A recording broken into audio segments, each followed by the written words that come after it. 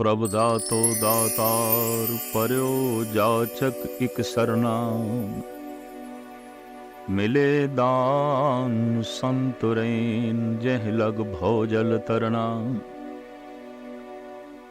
Bint करो अरदास सुनो जे ठाकुर भावे। देहो दरस मन चाओ भगत एहो मन ठहरावे। बलो चराग अंधार में सब कल उधरी एक नाम धर्म। प्रगट सकल हर भवन में जन नानक गुरु पार ब्रह्म। साहिब श्री गुरु नानक देव जी महाराज मानवता दे बगीचे विच एक ऐसा फुल ने जिस नाल सारा बगीचा शिंगारिया होया है। सारे बगीचे दी रौनक बन गए। साहिब श्री गुरु नानक देव जी महाराज दे आमद बारे जन्म साखी च इंज लिखे है। संमत 1526 प्रगटे जगत उदाहरण ईस। बिकमनी संमत 1526। उस दौर दे साहिब श्री गुरु नानक देव जी महाराज दा आगमन होया। बहुत ही तपश तो बाद जैसे सावन दे बदल बरसदे ने, जद पापां दी तपश वध जाए तां फिर अकाल पुरख रहमत दे घर विच आके ज्ञान दी वर्षा करदा है, शांति दी वर्षा करदा है। साहिब श्री गुरु नानक देव जी महाराज दा आगमन उस दौर दे इस देश दे अंदर होया है जद सारे दा सारा देश सियासी तल ते गुलामी दी जंजीरां दे जकड़िया होया सी। आर्थिक तल ते बिल्कुल कंगाल, धार्मिक तल ते बिल्कुल पखंडी और समाजिक तल ते बिल्कुल कल ते कलेश दी जिंदगी बतीत कर रहा सी। हर पक्षों मनुख जकड़िया होया, पकड़िया होया, बजे होया। समय दे गुजरन दे नाल ये जंजीरां बोझ बढ़दियां गईयां और इन्हीं जंजीरां तो बोझल होके जीवा ने फरियाद की थी, जिसदा दृश्य धन गुरु अर्जन देव जी महाराज इंज खिंचदे ने। कलमल होई मेदनी अरदास करे विला। क्लेश नाल पृथ्वी भर गई, उसने जोदड़ी की थी। जकड़े होए, पकड़े होए, गिरफ्त होए मनुख लई इक्को ही रस्ता रह जांदा है, जोदड़ी, प्रार्थना। और वो अपने आप नूं दया दा पात्र समझदा है ते मेरे ते दया कीती जाए, इस तरह उसदे अंदरों जोदड़ी निकलदी है। कदी कदी समुची कौम गिरफ्त विच आ जांदी है तो उत्थे कौमी पद्धर ते जोदड़ी आउंदी है, अरदास आउंदी है, प्रार्थना आउंदी है। पर कदी कदी ऐसा होंदा है कि सारा देश बंधनां दे विच पै जांदा है। बंधन दे विच पए होए समूह देशवासी फरियाद करदे ने, जोदड़ी करदे ने, तरले लेंदे ने। साहिब गुरु अर्जन देव जी महाराज ऐसा लिखते ने, कलमल होई मेदनी अरदास करे विलाए। संत कवि तुलसी दा भी ऐसा कहना है, जब जब होए धर्म की हानि बहड़े असुर अभन अभिमानी। तब तब विवद धर प्रभु शरीरा हरे कृपा निध सज्जन पीरा। बाणे असुर अधम अभिमानी। जद दैंत वध जान, असुर वध जान, अधम मत दे लोकी वध जान, बाणे असुर अधम अभिमानी। तब तब विबद धर प्रभु शरीरा, हरे कृपा निध सज्जन पीरा। उदों ही अकाल पुरख अपनियां दैवी शक्तियां किसी काया दे अंदर पा के जगत दा कल्याण करदा है, जीवां दा उद्धार करदा है। दसम ग्रंथ दे च भी ऐसे वाक मिलते ने, जब जब होए अरिष्ट अपारा, तब तब देह धरत अवतारा। जद अरिष्ट पने नाल अनर्थ नाल सारी सृष्टि भर जाए, उदों अवतारां दा आगमन होंदा है और होंदा रहा है।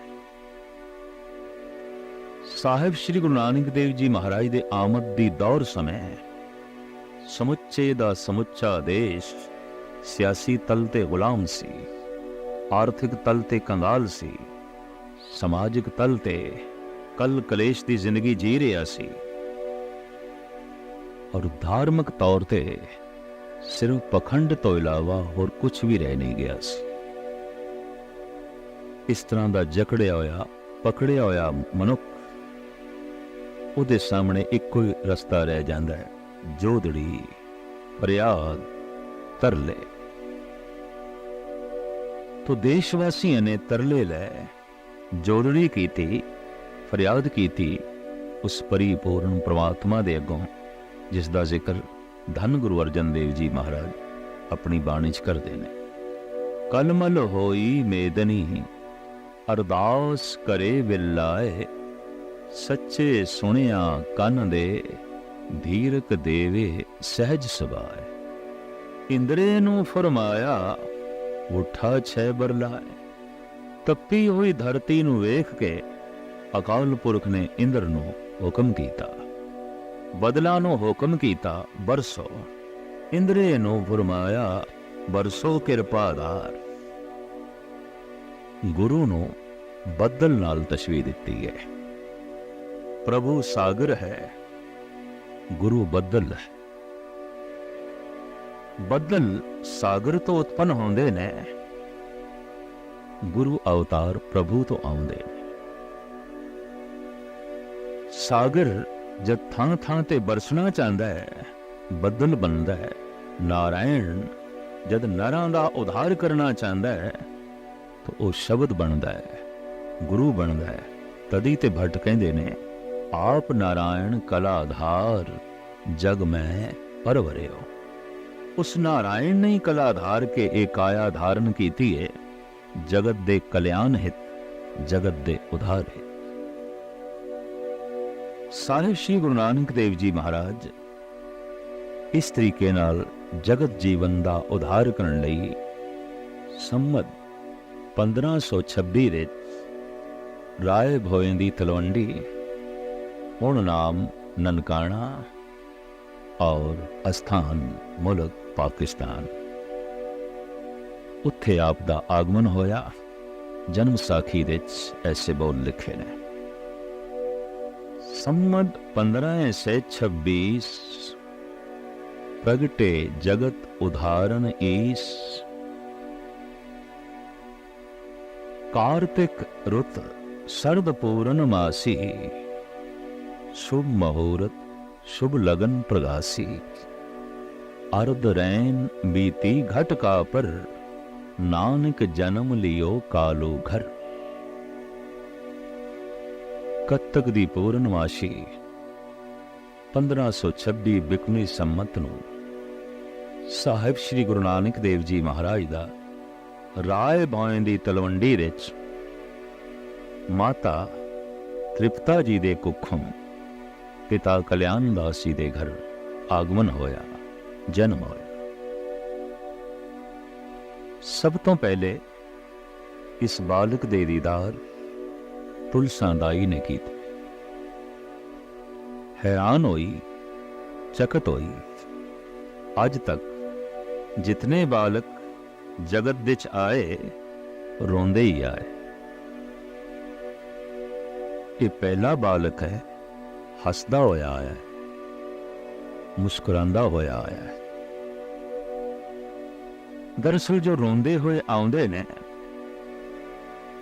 तो मिल जाता है उन्हां तो इशारा, रोणगे रुलाणगे। पर कदी कदाई जो हसदे हुए आउंदे ने, मुस्कुरांदे हुए आउंदे ने, वो फिर जगत विच मुस्कुराहटां वंडदे ने, रोणियां नूं हासियां विच बदलदे ने, गमां नूं खुशियां विच बदलदे ने, बर्बादियां नूं आबादियां विच जो है बदलदे ने, नेस्तो नाबूद इलाके नूं तामीरी रुचियां विच बदलदे ने। हसते हुए मुस्कुरांदे हुए इस बालक दी छवि वेख के तुलसा ते निहाल होई, गद गद होई। इतिहास दे इस दाई दा नाम ही अमर हो गया, क्योंकि उसने एक ऐसे बालक दे दर्शन कीते जो वास्तविक अमृतमई सी, अमृत दा कुंड सी, जगत नूं अमृत देण लई आया, जगत नूं सकून देण लई आया। और सुते सिद्ध ये दाई जो अक्सर बच्चियां नूं खिडांदी रही और बच्चियां दे जन्म समय मदद करदी रही, अज इस दे बालक दे अगों हथ जुड़ गए ने। अज ते निढाल होईए और निहाल भी होईए, निढाल होईए प्रार्थना करन लई। कहंदे ने जद अध्यात्मक शक्ति अपने पूर्ण जोगन दे च उजागर होवे, अगला झुक जांदा। झुक गई है तुलसा, और इसनूं कोई दैवी सकून अपने अंदर महसूस होया। इसने बाहर आके दसिया भी, ऐसा बालक मैं देखे है, हैरान होके मैं ये आखांगी, इते चन वर्गा है, इते सूरज वर्गा है, इते जगत दे हनेरे नूं दूर करन लई आया है। ठीक लिखे है भाई गुरदास जी ने। जद अरदास जगत दे जीवां ने अकाल पुरख ने सुनी, जगत दे जीवां दी फरियाद जोदड़ी नूं उस प्रभु ने सुनिया। सुनी अरदास दातार प्रभ, गुरु नानक जग माए पठाए। फिर गुरु नानक जैसी अजीम शख्सियत नूं जगत दे भेजे। अद्धी रात जद बीतीत हो गई, अमृत वेला आरंभ होने लगा है। एक अमृतमयी मूर्ति दा आगमन तृप्ता जी ने कुखों होया है। अर्ध रैन बीती घट का बर, नानक जन्म लियो कालो घर। प्रात भई प्रोहत बुलवाया, हरि दयाल ते नाम सुहाया। वेदी परंपरा के मुताबिक और देश की प्राचीन संस्कृति के मुताबिक पुरोहित जी को बुलाया गया। हर दयाल पुरोहित बड़े सील सुभाव दा सी, रब्बी भय वाला सी, और इल्मे नजूम दे ज्योतिष विद्या दे भी माहिर सी। आके बालक नूं देखे, गोद विच जो है लिया, और आमद दा समा पिता कल्याण दास ते दाई तो पूछे है। सारी जानकारी लैन तो बाद पुरोहित जी शुभ बचन अलाया, ए बालक रायन सिर राया। ये बच्चा ते कोई बादशाहां दा बादशाह आया, कोई दैवी संपदा दे नाल माला माल अध्यात्मक गुणां दा खजाना लेके आया। इते कोई रब्बी महक लेके आया, इते कोई रब्बी नूर लेके आया। ए बालक रायन सिर राया, ए बालक जोगन सिर जोगी। ए बालक है परम वियोगी।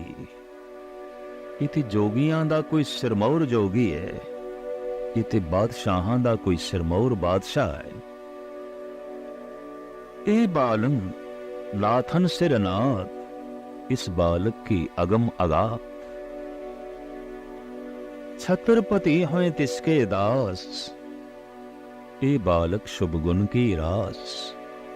ए बालक ते शुभ गुणा दी खान है। जगत दे छत्रपति, जगत दे सिरमौर मनुख, जो इलम दे सिरमौर होणगे, धन दे सिरमौर होणगे, ਸਤਾ ਦੇ ਸੁਰਮੌਰ ਹੋਣਗੇ, ਇਹਨਾਂ ਦੇ ਸਿਰ ਇਸ ਬਾਲਕ ਦੇ ਕਦਮਾਂ ਤੇ ਝੁਕਦੇ ਰਹਿਣਗੇ। ਉਹ ਇਸ ਬਾਲਕ ਦੀ ਪਰਿਕਰਮਾ ਕਰਨਗੇ, ਉਹ ਇਸ ਬਾਲਕ ਦੇ ਅੱਗੋਂ ਹੱਥ ਜੋੜ ਕੇ ਖੜੇ ਹੋਣਗੇ। ਹਰੀ ਦਿਆਲ ਦੀ ਇਹ ਭਵਿਸ਼ਬਾਣੀ, ਹਰੀ ਦਿਆਲ ਦੇ ਇਹ ਬੋਲ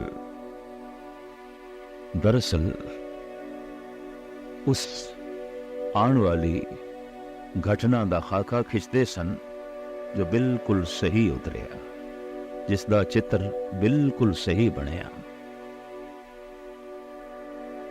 ਬਾਲਪਣਾ ਤ੍ਰਿਪਤਾ ਜੀ ਦੀ ਗੋਦ ਵਿੱਚ ਬਤੀਤ ਹੋਇਆ, ਤੁਲਸਾਂ ਦਾਈ ਦੀ ਗੋਦ ਵਿੱਚ ਬਤੀਤ ਹੋਇਆ, ਔਰ ਰਾਏ ਭੋਇੰ ਦੀ ਤਲਵੰਡੀ ਦੀ ਇੱਕ ਛੋਟੀ ਜਿਹੀ ਹਵੇਲੀ ਪਿਤਾ ਕਲਿਆਣ ਦਾਸ ਦੀ ਉਹਦੇ ਵਿਹੜੇ 'ਚ ਬਤੀਤ ਹੋਇਆ। ਪਰ ਇਸ ਤਰ੍ਹਾਂ ਦਾ ਨੂਰ ਕਦੀ ਵਿਹੜੇ 'ਚ ਰਹਿ ਸਕਦਾ ਹੈ, ਕਦੀ ਕਮਰੇ ਦੇ 'ਚ ਰਹਿ ਸਕਦਾ ਹੈ। ਪੈਰਾਂ ਨੇ ਚੱਲਣਾ ਸਿੱਖਿਆ, ਗੁਣਾਂ ਨੇ ਵਧਣਾ ਸਿੱਖਿਆ, ਹੱਥਾਂ ਨੇ ਹਿਲਣਾ ਸਿੱਖਿਆ, ਰੱਬੀ ਮਹਿਕ ਨੇ ਉਛਲਣਾ ਸਿੱਖਿਆ।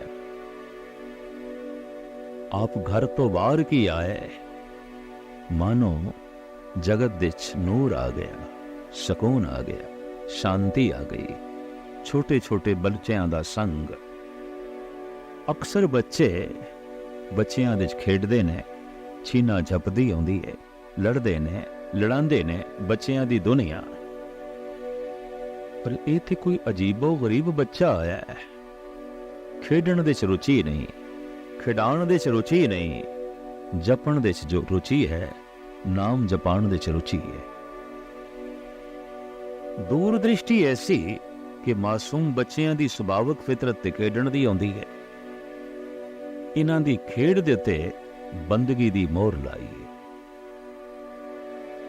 ਗੁਰਦੁਆਰਾ ਬਾਲ ਲੀਲਾ ਸਾਹਿਬ ਕਰਕੇ ਨਨਕਾਣਾ ਸਾਹਿਬ ਦੇ ਮੌਜੂਦ ਹੈ। ਗੁਰੂ ਨਾਨਕ ਦੀ ਆਮਦ ਕਰਕੇ ਰਾਏ ਭੋਇੰ ਦੀ ਤਲਵੰਡੀ ਦਾ ਨਾਮ ਨਨਕਾਣਾ ਸਾਹਿਬ ਪੈ ਗਿਆ। ਉਂਝ ਪੂਰਾ ਲਫ਼ਜ਼ ਹੈ ਨਾਨਕ ਆਣਾ, ਜਿਸ ਧਰਤੀ ਨੇ ਨਾਨਕ ਨੂੰ ਲਿਆਂਦਾ। ਰਾਏ ਭੋਇੰ ਦੀ ਤਲਵੰਡੀ ਨੇ ਨਾਨਕ ਨੂੰ ਲਿਆਂਦਾ, ਨਾਨਕ ਨੂੰ ਬੁਲਾਇਆ, ਨਾਨਕ ਆਣਾ, तो इंज प्रचलित शब्द हो गया ननकाना। बच्चियां च खेडदे ने, खिडांदे ने, पर बोलदे की ने सतनाम सतनाम सतनाम जपदे ने, जपांदे ने। इस ढंग नाल खेडना कि खेड बंदगी बन जाए, इस ढंग नाल खेडना कि खेड इबादत बन जाए। खेड नूं इबादत बनाया है, तदी ते खेडण वाली दात है। इतना शानदार गुरुद्वारा बनया जिथे हमेशा सतसंग होंदे रहे।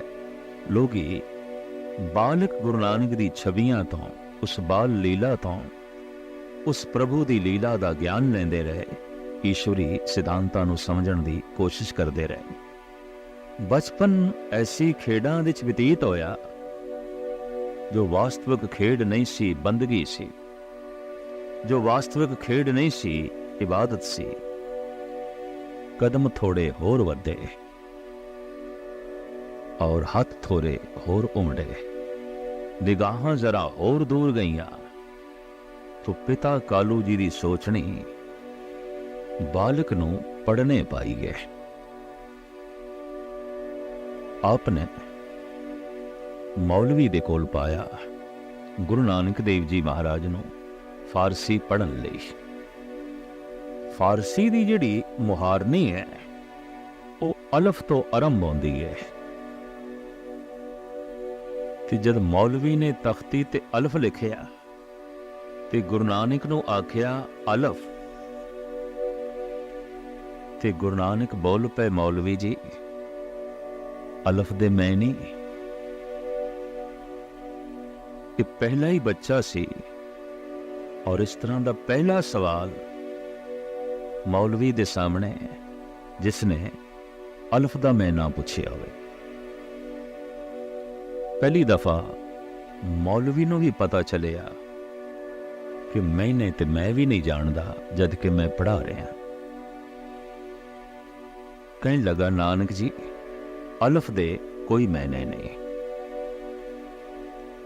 अलफ बेमैनी है, हाँ बेमैनी। ये दो चार अल्फाज जद जुड़ते ने और पूरा अल्फाज जद बनता है, उस दे ते कोई मैनी होंदे ने। अलफ दे कोई मैनी नहीं, अलफ तो कोई से। एकदम नानक जी खड़े हो गए, मौलवी जी फिर बेमैनी अलफ मैं नहीं पढ़ना। मजबूर होके पिता कल्याण दास जी ने पंडित पास बिठाया भी चलो इत्थे प्रचलित भाषा उदी मुहारनी सिखे। उस जमाने जो प्रचलित भाषा सी, नाम उसदे अनेका सन। अज उसनू गुरमुखी आख्या जाता है, पंजाबी आख्या जाता है। पांडे ने ऊड़ा ऐड़ा लिखे है और नानक नू पढ़ाना आरंभ किया है और आख्या नानक जी पढ़ो ऊड़ा। इत्थे भी सतगुरु दा ओही प्रश्न, पांधा जी ऊड़े दे अर्थ पहले अर्थ दसो, फिर मैं पढ़ा, फिर मैं समझा, फिर मैं लिखा। इत्थे भी पुरोहित जी ने वही कुछ आख्या जो पहले मौलवी ने आख्या। नानक जी ऊड़े दे कोई अर्थ नहीं। दो चार शब्द जद जुड़ते ने ते पूर्ण जद शब्द बनता है, उसदे ते अर्थ होंदे ने। इस एक शब्द दे अर्थ नहीं ने, इस एक अल्फाज दे अर्थ नहीं ने। तो ऊड़ा बेअर्थ है, हाँ बेअर्थ है। तो बेअर्थ ऊड़ा मैं नहीं पढ़ना, बेअर्थ ऐड़ा मैं नहीं पढ़ना, बेअर्थ ईड़ी मैं नहीं पढ़नी। खड़े हो गए। हैरान है पुरोहित, हैरान है ए पांदा। अजीबो गरीब बच्चा है, एक एक अल्फाज दे अर्थ पूछदा है। गरजदी हुई आवाज दे जद पांदे ने आख्या, बालक थोड़े पिता ने मेरे कोल थानू भेजे है पढ़न लई, ना कि तर्क करन लई, ना कि पढ़ाण लई। तुसी पढ़ो। नानक जी कहन लगे, मैं कदों इनकार किया है पढ़न तो? मैं तो पढ़ना चाहना, मैनू दसो ऊड़े दे अर्थ अगर हैगे ते मैं पढ़ा, ते जे अर्थ ही नहीं तो मैं क्यों पढ़ा? कल्ले ऊड़े दे कोई अर्थ नहीं, कल्ले ऐड़े दे कोई अर्थ नहीं, कल्ले सस्से दे कोई अर्थ नहीं। नानक जी कहन लगे, पांदा जी इत्थों गल स्पष्ट हो गई, अर्थ थानू आउंदे नहीं, वरना हर अखर दे अर्थ। बेअर्थ कोई अखर नहीं, ते हर अखर किसी दिशा की तरफ संकेत करता है, कोई इशारा करता है। और उस अखर तो चंगे इशारे लए जा सकते ने, माड़े लए जा सकते ने। की अर्थ ने? उत्थे बैठ के जो गुरु नानक ने इस मुहारनी दे अर्थ लिखे, इन्हां अखरां दे अर्थ लिखे, उसका नाम पट्टी पै गया। और ये गुरु ग्रंथ साहब जी महाराज दे दर्ज है। आसा महला पहला पट्टी लिखी। बालक गुरु नानक ने अज तख्ती लिखी, अज पट्टी लिखी। एक एक अखर की संदेश दे रहा है, कि उपदेश दे रहा है, किस पासे दा इशारा कर रहा है और किधर दा संकेत दे रहा है। सस्से सोए श्रेष्ठ जिन साजी, सबना साहिब एक भया, सेवत रह चित जिनका लागा, आया तिनका सफल भाया। सस्सा है पांदा जी ये उपदेश कर रहा है कि सारी सृष्टि उस प्रभु ने साजी है, और जो सेवा दे जुट गए, सस्से तो प्रेरणा लेके सिमरन दे जुट गए, सस्से तो प्रेरणा लेके जो सेवा दे जुट गए, संसार ते आया उन्हां दा सफल होया। की पढ़िया उसने सस्सा, जिसने सेवा ना की, सिमरन ना कीता। ਪਾਂਦਾ ਜੀ ਇੱਕ ਇੱਕ ਅੱਖਰ ਪ੍ਰੇਰਦਾ ਪਿਆ, ਇੱਕ ਇੱਕ ਅੱਖਰ ਕਿਸੇ ਦਿਸ਼ਾ ਦੀ ਤਰਫ ਸੰਕੇਤ ਕਰਦਾ ਹੈ। ਇਹ ਪਾਂਦਾ ਬਿਸਮਾਦ ਹੋਇਆ, ਅਸ਼ਚਰਜਤਾ ਦੀ ਦੁਨੀਆ 'ਚ ਖੋ ਗਿਆ ਕਿ ਛੋਟਾ ਜਿਹਾ ਬਾਲਕ ਇਤਨੀ ਅਗੰਮੀ ਗੱਲ, इतनी अथाह गल, इतनी बुलंद गल। एक हथ नाल गुरु नानक दी बांह पकड़ लई, दूजे हथ नाल गुरु नानक दे चरनां नूं छोया। बालक नानक कहंदे पांदा जी तुसी मेरे पैर छूंदे हो? हाँ, इस वास्ते छूंदे हाँ कि पैर प्रभु दे मार्ग ते ने। ये हथ मैं इस वास्ते पकड़े है, इन्हां हत्थां दे प्रभु दा दामन है, प्रभु दा पल्ला है। बांह पकड़ के ये पांदा पिता कल्याण दास पास ले गया ते कालू जी समझ गए। पांदा जी थोड़ा चेहरा दसदा पिया कि गुरु नानक थोड़े कोल भी पढ़ नहीं सके जैसे कि मौलवी कोल नहीं पढ़ सके। मौलवी भी गिला ही करन आया सी, तुसी भी गिला ही करन आए होगे। नहीं, मैं गिला करन नहीं आया, मैं ते पटवारी जी ये दसन आया कि गुरु नानक कोलों पढ़ लेना चाहिए। ये पढ़न लई नहीं आया, ये जगत नूं पढ़ाउण लई आया है। मैं ते थोड़े जिहा बोलां दे ची अज बहुत कुछ पढ़ लिया, बहुत कुछ पढ़ लिया है। और पिता कल्याण दास नूं संबोधन करदे आया पांदा कहंदा है मैं ते अज पढ़ा लिखा बणिया, नहीं ते मैं इतनी जिंदगी अनपढ़ता दे च बतीत कर दिती। अज मैनूं दस्सिया है बालक नानक ने कि एक एक अखर किस दिशा की तरफ संकेत करता है। अज पता चलिया कि सस्ता पढ़िया होया उस मनुख का बेमै नहीं है जिन्हें सिमरन नहीं किया, जिन्हें सेवा नहीं की, जिसका चित्त प्रभु दे जो है नहीं जुड़िया। एक एक अखर शुभ गुणा की तरफ प्रेरदा है, एक एक अखर प्रभु दे मार्ग की तरफ जो है प्रेरदा है। साहिब गुरु नानक जिथे बैठते ने, बैठण नाल वो थां इबादत गाह बन जाती है, धर्म मंदिर बन जाती। ये ठीक ही आखिया गया जिथे जाए बहे मेरा सतगुरु सो थान सुहावा राम राजे। आप घर विच खेडदे सन, घर मंदिर बन गया सी। आप बच्चियां नाल खेडदे सन तो खेडण दा स्थान मंदिर बन गया। आपने पांदे कुल विद्यालय दे शिक्षा प्राप्ति दी थां ते जद शिक्षा दिती तो विद्यालय भी मंदिर बन गया, धार्मिक मंदिर बन गया, प्रभु का मंदिर बन गया। दरअसल गुरु नानक जिथे बैठते ने, बैठन नाल ही धर्म मंदिर उसल जाता है, धर्म की चर्चा होती है, धर्म का आदान प्रदान होता है और धार्मिक गुण दूजियां दे अंदर उजागर हो जाते हैं। वास्तविक आप चलते फिरते धार्मिक मंदिर सन, पर पिता निराश होए क्योंकि प्यो दे अंदर एक मोह भी आंदा है, ममता भी आंदी है। और पिता बच्चे प्रति ये चिंता भी रखता है कि उसका भविष्य उज्जवल हो, उसका भविष्य महान होवे।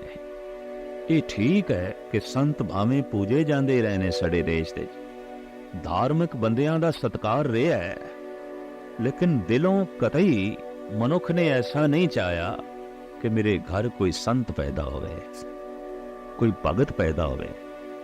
उसका एक कारण भी सी कि इतने भेखधारी संत होए और उन्हां कारण इतने बच्चे रुले, इतनियां स्त्रियां दे सुहाग रुले और इतने मां बाप दी ममता कुचली गई कि पुत्र संत होवे, ये मां बाप दी चाहत ही ना रही, ये पत्नी दी इच्छा ही ना रही।